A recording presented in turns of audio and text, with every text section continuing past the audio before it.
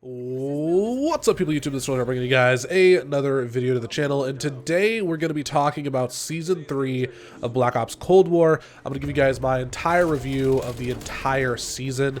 Now, I'm going to be talking about Black Ops Cold War specifically here. I'm not really going to address Warzone too much in this video. I'm probably going to talk about that at a separate time. But for this video, specifically, we're going to talk about the new maps. We're going to talk about the Battle Pass.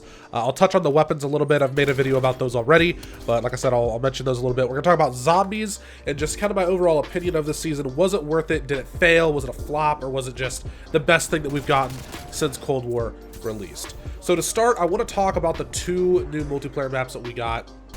We got Yamantal. I think that's how you pronounce it. That's how I've been pronouncing it, Yamantal. We also have Diesel.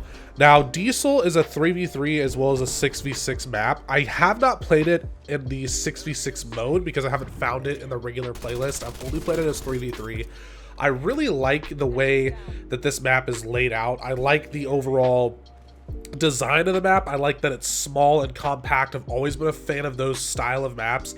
And this map feels like it just feels like a Call of Duty map from like the Prime era. You know, I'm talking from like Black Ops 1 through Black Ops 3, like that time period of maps. You know, you even throw Modern Warfare 2 in there. I feel like it comes from that era of Call of Duty, and I just think it plays well, it fits well, and it's overall a fun map to play on. I will say that the flow isn't amazing. It isn't the best. I find that the left side of the map with the depending on where you spawn, with the semi-truck tanker is kind of pointless. There's not a lot that you can really do over there, and it's just way too open. So you end up in these compact gunfights around crates and stuff like that on the right side of the map or by the gas station in the middle, which is still fun. It's enjoyable because of how small the map is, but it doesn't necessarily mean that it has the greatest flow out of all of the maps, or out of all Call of Duty maps as a whole, because to be honest,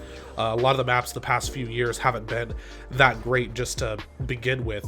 But overall, I do like Diesel, and I'm looking forward to playing it in 6v6 because I do think that I'll like it a lot more in 6v6. Now, Yamantal, that map is it's one of my favorite maps in the entire game. I really like this map. I feel like it's pulled straight out of Black Ops 1 or Black Ops 2. It's got a really good flow. It just feels nice. It feels like when you learn how to control the spawns on that map, you learn how to navigate it and keep eyes on where enemies are flowing from. It's a very fun map to keep locked down, to just keep in control. I definitely recommend playing this map if you guys haven't yet. It's personally one of my favorite maps in the entire game. It could be my favorite map at this point, but yeah, overall I really enjoy that map, and I hope that that map is in the rotation a lot whenever I start playing the standard multiplayer again. Now, just to kind of touch up on the weapons a little bit here, we got the ppsh, we got the Swiss K31, and we got the ballistic knife. All of these weapons are fun in their own right. Since I made my last video, I have learned that I really love the ppsh. It is probably my second or third favorite SMG now. I really enjoy using it. I tend to do very well, especially on Yamantal when I'm using it, and Nuketown. Had a lot of fun with that weapon. I also like the ballistic knife, you know, kind of the same position as I had in the previous video. It's fun. I think that it could use some improvements. I think it's a little bit slow in some ways for a ballistic knife. Like, I feel like the melee speed should be better, the reload speed. Overall, I just feel like it needs a speed buff, and it would be way closer to what we've had in the past. But all in all, I do enjoy using it. It's fun to mess around with.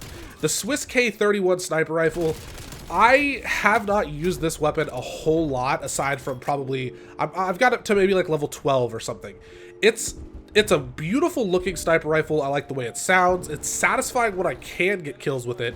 But at this point, with the attachments I have, that weapon is an absolute hit marker machine, and I'm just not the biggest fan of it as a whole. Now, I've seen clips online where people have gotten attachments for it, and it just shreds. It's insane. It gets a lot of one-shot kills.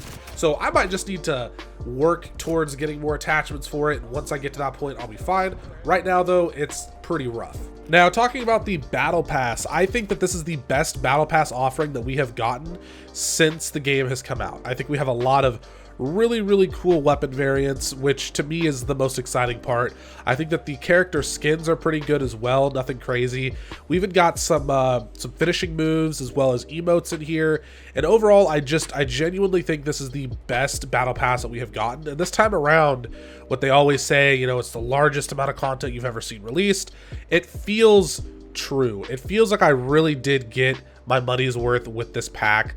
There's a few variants in particular that I'm a huge fan of. I really like the Space Probe AK, just because I'm kind of a weirdo when it comes to aliens and stuff, so I really like that AK. I also really like the Flying Saucer weapon charm. That's one that I'm definitely going to be using a lot. I don't know if you guys noticed, but the little UFO is actually hovering like he's flying rather than it just being attached to the little metal piece on the gun. And the first time I saw that, I thought it was a bug until I realized that it's supposed to be hovering, which I thought was pretty cool. Then as far as the Mastercraft variants, we have the Roman Opulence MP5, which looks beautiful. I absolutely love that, and I'm really excited to see what that looks like with special camos on it. And then, even though I just talked a bunch of trash on the ChaosxSilencer, the Roman Standard ChaosxSilencer sniper rifle at Battle Pass Tier 100 is also beautiful. Kind of got that same aesthetic as the MP5. Really, really like this. Really looking forward to getting this unlocked. And overall, I just think that the Battle Pass was a win in my book. Now, over in the zombies category, normally I don't talk about zombies when it comes to Call of Duty because I'm not the biggest fan of zombies, but this year, I've arguably enjoyed zombies more than multiplayer. I want to talk about the Toxic Growth field upgrade. I did go ahead and get this fully upgraded, used it in a few zombies matches, and it was fun to use. I noticed that it was really nice for protecting objectives in Outbreak. I think that that was probably its best use, to be honest. Overall, that special ability or field upgrade, I'm not the biggest fan of. I think I will probably still stick with Ring of Fire. That's my personal favorite. Really enjoy that one. But it is fun to use. It's good at protecting objectives. If you're playing Outbreak with a group of friends, it's probably smart to have somebody run that, so that way they can throw them down around an objective and help keep it protected. So yeah, it's fun. It's nice to have in the game. I'm glad they're adding stuff like that. But for me personally, I still prefer the Ring of Fire. Now to talk about the Duga location, I think that's how you pronounce it, Duga or Duga, in Outbreak. This area is super pretty to me and super cool. Now, not to kind of bring Warzone into this, but this just further reinstates the fact that I wish that these maps that we're seeing were all combined for one giant Warzone map, and that would have been the new Warzone map to begin with, because it looks great, it plays well, it's interesting, it's just, it feels right, and I really enjoy that map location, and happy that they added it to the game. Overall, I would say that Season 3 was the best content offering that we have had since the game came out, and I would say that it's one of the best content offerings that we've had since Black Ops 4.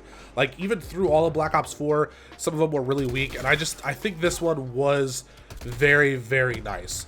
Anyways, guys, that's all I have for the video. If you did enjoy, please hit the like button, please subscribe for more content, and deuces.